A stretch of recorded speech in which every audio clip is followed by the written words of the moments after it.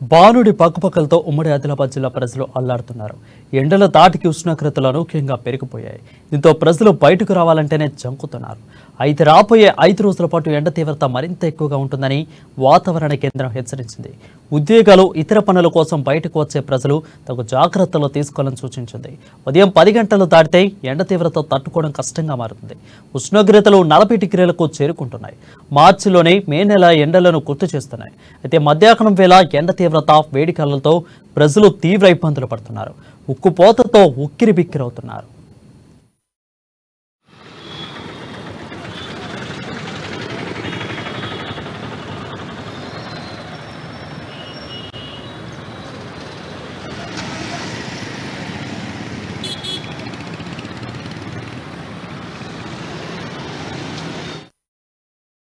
అటు దక్షిణాది నుంచి తెలంగాణ వైపునకు వీస్తున్న గాలుల ప్రభావంతో ముఖ్యంగా చిన్నపిల్లలు, వృద్ధులు అవస్థలు పడుతున్నారు.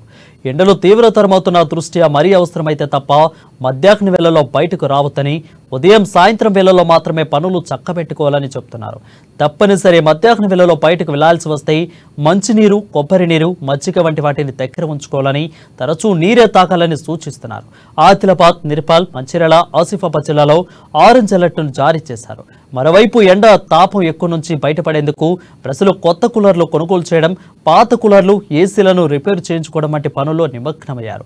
వీలైనంత మటుకు నీడ పట్టునే ఉంటూ తమ పనులను చక్కబెట్టుకుంటున్నారు. అవసరమైతే తప్ప బయటకు వెళ్లడం లేదు. ఒకవేళ వెళ్లాల్సి వచ్చినా వేడిని తట్టుకోవడానికి రక్షణ కవచాలతో జాగ్రత్త పడుతున్నారు.